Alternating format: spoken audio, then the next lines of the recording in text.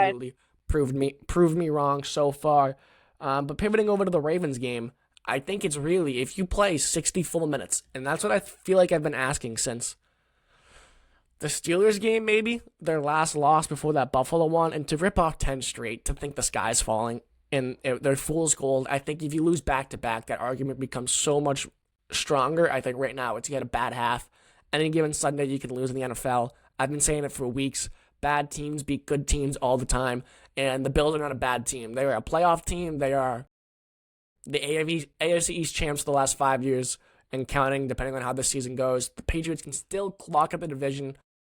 They just got to win. It's in their hands. They end the season with Brady, Cook, and the Jets, and Quinn Ewers and the Dolphins. So I'm not too worried about them not locking up the division. I think things would have to go catastrophically bad for them to not win this division for the first time since Brady's left. But moving to the Ravens game, what are we worried about? I'm really just play your 60 full minutes. Don't let Lamar run all over the field. I don't know. Lamar has not been looking good over the last couple of weeks. I'm just scared that he's gonna somehow find this like mojo that he hasn't had, and he's gonna come out there and like just run all over us. There's really no one else on that team. Like Flowers, he's kind of been his go-to, and Derrick Henry they're not using as much, so I don't really know. I mean, Lamar last week, they beat the Bengals 24-0, but the Bengals are a bad football team, and Joe Burrow sucked on Sunday. But Lamar Jackson, 8 for 12, 150, 2 touchdowns, and then Derrick Henry, 100 yards on 11 carries. It wasn't super, I mean, the defense obviously locked him up. Roquan Smith with 8 solo tackles is impressive as well. I mean, the defense was just all over the place.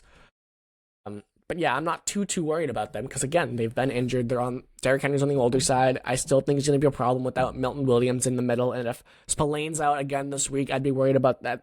The injury report was like all defensive guys. It was kind of scary looking. Spillane, I think Landry was on there as well the other day. So depending on how healthy they are, I'm not too worried.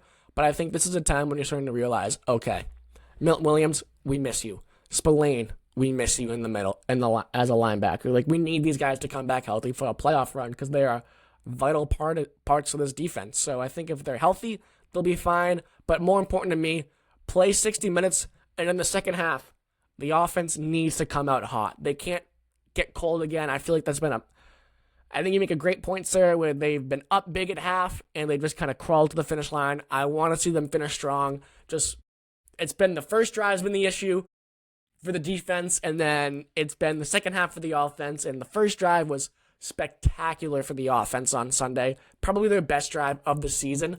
The defense was solid in the first drive. They stop them, they get a turnover, something on those lines, and then the offense goes out, they score in like 5 minutes straight in the longest drive of the game, or 8 minutes, and the longest drive of the scoring drive of the game, and then they just fell apart in the second half. I don't want to say I've never seen it before, but it was just so shocking. They end the half with the field goal.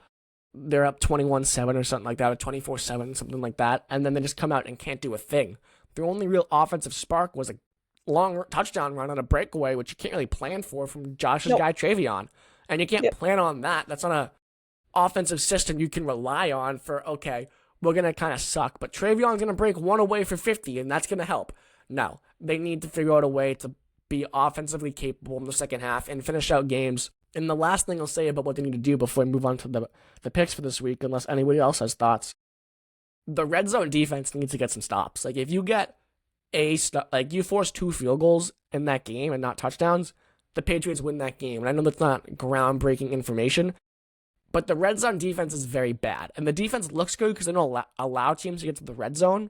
But if they get in the red zone, people will score them like it's their defense looks like Swiss cheese out there. Yeah. It is kind of pathetic, and in the most important areas, you can't break in there. So I think the red zone defense would be cool to see them lock up. And I know it's going to be tough when you have Lamar Jackson and Derrick Henry back there in the backfield, with Lamar's ability to run, with Derrick Henry's ability to run, with Zay Flowers, Mark Andrews, Isaiah Likely as weapons. It's not going to be an easy task for them whatsoever. This is a playoff team. This is a team that has been the one seed in the AFC in prior years. They have a former MVP, 2-time MVP on their roster playing quarterback. So while their record is 7-7, they're a 500 ball club. They're not the most impressive team if you look at what they've done so far throughout the season, but they still have weapons. and the Patriots are still a little banged up. So this is going to be a game where, okay, last real test of the season, let's close it out with a big win, statement win over the Ravens, and let's get the confidence back up against a real team, and let's tune up a few things against these scrubs, Miami, and these scrubs in New York against the Jets, and let's go into the playoffs hot, ready to go on a 3-game win streak. And if you go on another 10-game win streak, you'll win the Super Bowl and some start the next season.